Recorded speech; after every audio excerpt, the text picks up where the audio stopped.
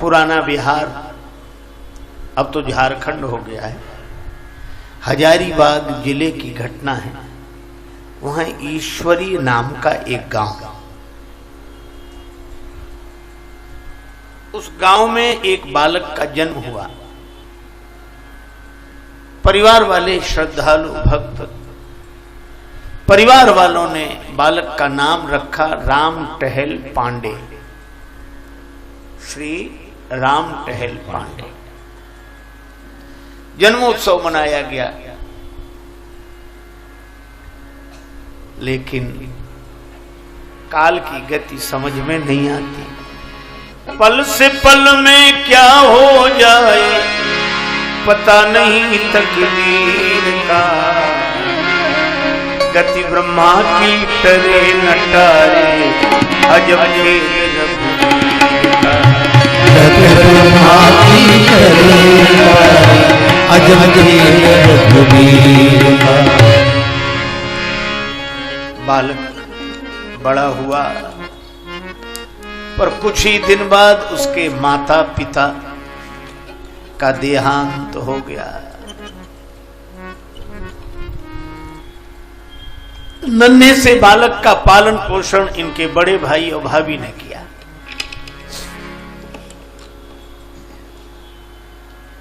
कुछ दिन बाद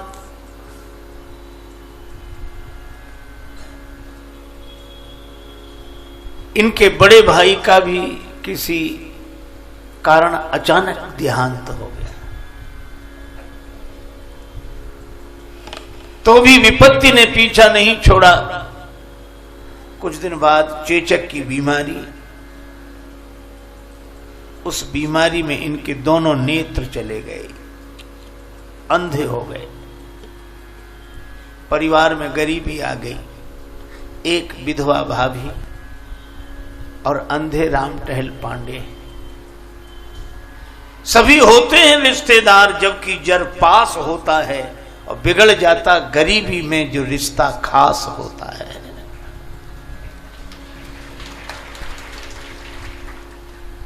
कोई नहीं, लेकिन कोई बात नहीं। मेरी बिटेर सुन लो धनवान के धरैया, मेरी बिटेर सुन लो धनवान के धरैया। सिर भार मेरा हर लो भूभार के हरैया, सिर भार मेरा हर लो भूभार के हरैया। तूफान उठ रहे प्रतिकूलता के काफी, तूफान उठ रहे हैं प्रतिकूलता के काफी। आगे समान राघव मझधार में नैया, आके संभालो राघव मझधार में नैया। इसका नहीं है कोई जो पड़ गया अकेला, जिसका नहीं है कोई जो पड़ गया अकेला। उस दीन के सहारे तुम हो भरत के भैया, उस दीन के सहारे तुम हो भरत के भैया। उस दीन के सहारे तुम हो भरत के भैया। उस दीन के सहारे तुम हो भरत के भैया। राजेश का तो संबल श्री राम बस यही है, राजेश का तो संबल श्री राम बस यही है। रघुवर पिता है मेरे श्री जानकी की मैया, रघुवर पिता है मेरे श्री जानकी की मैया। राम टहल पांडे भगवान के भरोसे आनंद में रहते थे। विधवा भाभी भिक्षा कर लेती, किसी तरह राम टहल पांडे का और भाभी का पेट भरता। फटे पुराने कपड़ों में गुजर करते।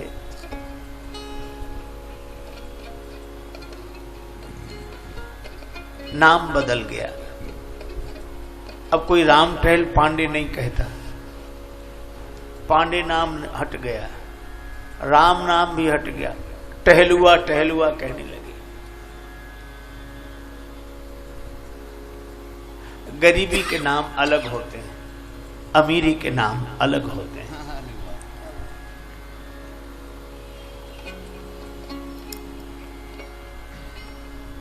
लेकिन इस बालक की एक विचित्र बात, इसको भगवत कथा सुनने की लगन लगी। दिखाई तो नहीं देता था, लेकिन एक ही व्यसन, राम जी की कथा जहां होती जरूर जाते सुनने, श्रीमद् भागवत की कथा होती सुनने जाते। एक बार इनके गांव में ही भागवत कथा हुई, पुलकित होते रहते, रोमांचित होते, अश्रु आते, हृदय भाव से भर जाता। 7वें दिन भागवत कथा कहकर व्यास जी विदा होने लगे। राम टहल पांडे किसी से पता पूछकर दीवाल पकड़कर सहारा लेते हुए व्यास जी के पास पहुंच गए और व्यास जी के चरणों में सिर रखकर बोले, बाबा मुझे दिखाई नहीं देता, लेकिन आप हाथ पकड़ा दिया कर, मैं सेवा कर दिया करूंगा, आपके शरीर में तेल लगा दिया करूंगा, आप दे दिया करो, हम कपड़े धो दिया करें, पर मेरी एक ही लालसा है कि आपके मुख से होने वाली कथा सुनता रहूं, भगवान की कथा सुनता रहूं। व्यास जी भी भाव से भर गए, आंसू भर आए। उन्होंने कहा कि नहीं नहीं राम टहल जी, आपको सेवा करने की आवश्यकता नहीं है, सेवा करने वाले और लोग हैं, आप तो कथा सुना करो, प्रसाद पाया करो, हमारे पास ही रहो। बड़े आनंद से कथा सुनी। व्यास जी दूसरे गांव में जाने लगे। 2 मील दूर गांव था। राम टहल पांडे बोले, मैं वहां भी, हाँ जाते, कथा सुनकर लौटे, बड़े आनंद से भरे, भगवान के भाव से भरे। और मैं आपको एक बात बता दूं, जो भाव से भरा होता है उसके जीवन में अभाव नहीं होता।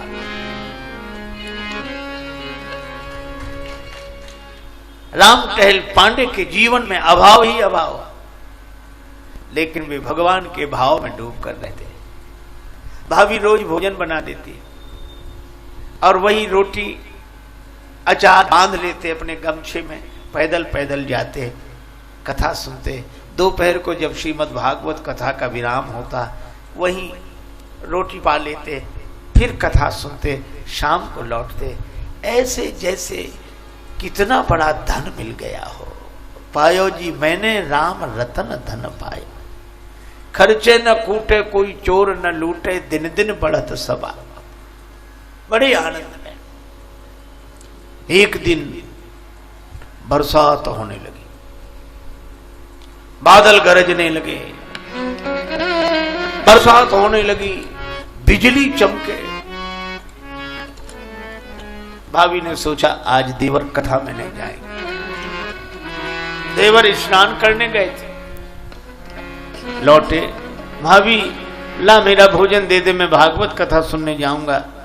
भाभी ने कहा कि आज मैंने भोजन वहां जाने के लिए नहीं बनाया, ऐसे में मैं तुम्हें नहीं जाने दूंगी, ये बुरा दिन है, भयंकर बरसात हो रही है, बिजली चमक रही है और तुम्हें दिखाई नहीं देता, कहीं फिसल जाओगे, गिर जाओगे, नहीं जाओ। राम टहल पांडे दुखी हो गए और उन्होंने कहा कि भाभी माता क्या बात कर रही हो, 100 दिन दुर्दिन नहीं मेघ नभ में गहरावे, 100 दिन दुर्दिन नहीं मेघ नभ में गहरावे, और अदिन न इंद्र उपल बरसा कर वज्र गिरावे। वो भी बुरा दिन नहीं है कि इंद्र बरसात का वज्रापात कर दे। 100 दिन दुर्दिन नहीं मेघ नभ में गहरावे, अदिन न इंद्र उपल बरसा कर वज्र गिरावे, और 100 दिन दुर्दिन नहीं उदर को अन्न न पावे, और प्रेमी संबंधी जीवन में विरत जावे, और दुर्दिन नहीं विनीत कोई जेती विपति बखानिए, पर श्रवणन परे न हरि कथा 100 दिन दुर्दिन जानिए। बस राम टहल पांडे ने लकड़ी उठाई, बिना भोजन के ही उसी आवेश में चल दिया। ऊपर से बादल तड़ तड़ तड़ तड़ तड़, बरसात हो रही है, बिजली चमक रही है, लेकिन बिना किसी की परवाह किए सीताराम राधे श्याम कहते बढ़ जा रहे हैं। ईश्वरी गांव से चले, दूसरा गांव कुछ दूरी पर था, पर आज देर हो गई थी, जल्दी जल्दी जल्दी जा रही वर्षा मार्ग में बाधक थी, फिर भी बढ़ते जाते। तो गांव आने के लगभग 1 फरलांग पहले ही उन्हें लगा कि गांव आ गया है। सड़क से नीचे उतर गए और थोड़ा आगे बढ़े, उस जंगल, अब रास्ता न सूझे इधर उधर, तो थोड़ा आगे बढ़े। संयोग की बात, उस जंगल में एक कुआं, और कुएं का घाट तो बना नहीं था, चबूतरा बना नहीं था, समतल भूमि पर था। आगे बढ़ते गए, उस कुएं में गिर गए। अंधा कुआं, पानी नहीं, बड़ी गहराई में गिरे। अब क्या करें? ऊपर से बिजली चमक रही, बादल गरज रहे, वर्षा हो रही, और ये इस कुएं में गिर गए। यहां कौन सुनेगा? जंगल में हैं हम। पहली बार राम टहल पांडे ने भगवान से प्रार्थना की कि प्रभु, मैंने आज तक आपसे कोई शिकायत नहीं की। मातु पिता बर बंधु लियो, मातु पिता बर बंधु लियो, दुख घोर दियो सबही सुख छीनो। मेरे माता पिता बिछुड़ गए, मैंने शिकायत नहीं की। मेरा बड़ा भाई बिछुड़ गया, मैंने शिकायत नहीं की। इतने दुख मिले, मैंने शिकायत नहीं की। और ताऊ पे तोष न देव तुम्हें, जग में अंधरो आँखियां न सौकीन हो। मुझे अंधा बना दिया, तो भी मैंने शिकायत नहीं की, और आज भी शिकायत नहीं करूंगा। जामे चले सुख भोग सवे, बर कूप में डार भले ही मुहि दीन हो। सारे सुख भोग चले जाएं, भले ही आपने कुएं में गिरा दिया हो, पर दुख विनीत यही दृढ़हीन सो। दुख दुख विनीत यही दृढ़हीन सो, छीन कथा को प्रथा दिन लीन हो। कथा का दिन भी छुड़ा लिया। मैं आपके गुण सुनना चाहता हूं कथा से। खुदा मंजूर करता है सदा जब दिल से होती है। खुदा मंजूर करता है सदा जब दिल से होती है, मगर मुश्किल तो यह है, बात ये मुश्किल से होती है। पुकारा भगवान को, भगवान प्रकट हो गए और कुएं के ऊपर खड़े हो। अरे राम टहल पांडे जी, यहां कैसे गिर गए? वहां कथा शुरू नहीं हुई। भैया कथा तो शुरू हो गई हुई, समय बहुत हो गया, अब मैं ही लेट हो गया। नहीं नहीं नहीं, अभी कथा शुरू नहीं हुई। व्यास जी का स्वास्थ्य खराब है, थोड़ी देर में ही होगी कथा शुरू। अरे भैया, तो हमें लगता है कि हमारे लिए कथा रुक गई। एक काम करो, हमें निकाल लो, गांव वालों को बुलाओ, रस्सी ले आओ, मैं तो कुएं में पड़ा हूं। भगवान बोले कुआं नहीं है, गड्ढा है। अरे भैया, गड्ढा नहीं, बहुत गहरा है। नहीं, गड्ढा है, तुम्हें दिखाई नहीं देता इसलिए कुआं लग रहा होगा। मैं ही तुम्हें हाथ पकड़ के निकाल लेता हूं। लो पकड़ो मेरा हाथ। भगवान ने हाथ डाला। राम टहल पांडे बोले, प्रभु, मैं तो अंधा आदमी हूं, मुझे दिखाई नहीं देता कि आपका हाथ कहां है, लेकिन आपको तो दिखाई देता है कि मेरा हाथ कहां है, इसलिए आप ही मेरा हाथ पकड़ लो। भगवान ने राम टहल पांडे का हाथ पकड़ा, बाहर निकाल दिया।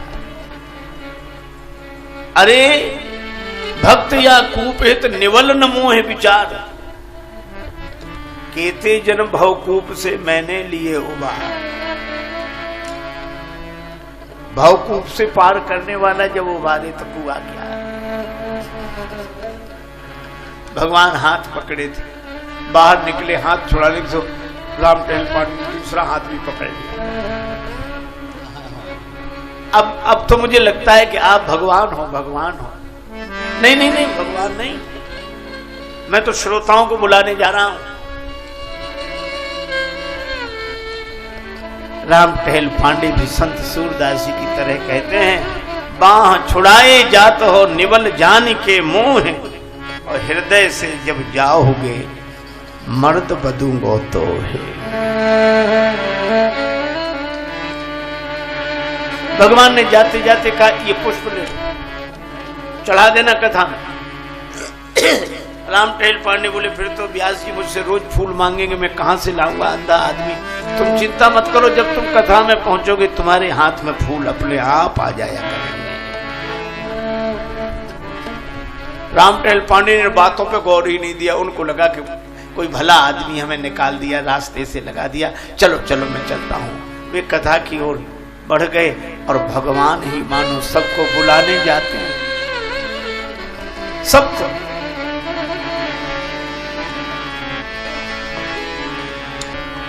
भगवान सबको बुलाने चले गए, श्रोता आने लगे।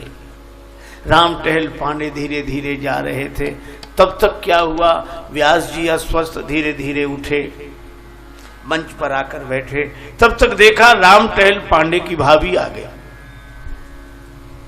भोजन लेकर आई थी। कहा कि आज देवर बिना भोजन किए लिए आ गए, तो मैं भोजन लेकर आई हूं। आए नहीं अभी, आते ही होंगे, रख दो भोजन। भोजन रख दिया। भाभी ने व्यासपीठ को प्रणाम किया। व्यास जी आकर बैठे ही थे, अस्वस्थ थे। भाभी ने एक पान चढ़ा दिया, प्रणाम कर लिया, चली गई। इतनी देर में राम टहल पांडे आए। लोगों ने कहा कि तुम्हारी भाभी आई थी और ये देखो तुम्हें चोट लग गई है, ये रक्त बह रहा है, ये कहां? भैया एक गड्ढे में गिर गया था। गड्ढा? जंगल था वहां, तो गड्ढा कोई है ही नहीं, कुआं। कोई आया था, उसने कहा कि हम हाथ पकड़ के निकाल लेंगे, हाथ पकड़ के ही निकाल लिया उसे। अच्छा चलो भोजन करो। भोजन किया, ऐसा स्वाद, घाव ठीक होने लगे। और वो पान व्यास जी ने पाया तो इतनी सुंदर कथा हुई, सभी लोग आनंदित। ऐसे ऐसे प्रसंग व्यास जी ने सुनाए। राम टहल पांडे शाम को थाली लोटा लेकर आए। भाभी मुझे क्षमा करो, मैं नाराज होकर चला गया, अगर आप न जाती तो मैं भूखा ही रह जाता, पर बड़ी कृपा आपकी। भाभी बोली, मैं कहीं नहीं गई, मैं तो घर में ही हूं, गई ही नहीं। अब राम टहल पांडे को आश्चर्य हुआ, ये थाली लोटा मैं नहीं जानती, कौन ले गया? दूसरे दिन राम टहल पांडे गए, व्यास जी बैठे थे। जब पूरा प्रसंग सुनाया, व्यास जी ने भगवान को हाथ जोड़कर कहा कि धन्य हैं आप, आरत की आरती निवार वे को नाथ आप, विपत विदार वे को बाह बढ़ावत हो। विपत विदार वे को बाह बढ़ावत हो। और अंत में कहा, लेस हु लाज कमलेश जू न लागत तुम्हें, भक्त हित भाभी को भेष धरी आवत हो। भक्त के लिए भाभी बनकर आप विचार करो। भगवान कृपा करते हैं, परिस्थिति चाहे जैसी होए, लेकिन भगवान का भरोसा। संग सखा सब तज गए, कोई न निभयो साथ, कह नानक इस विपत में एक टेक रघुनाथ।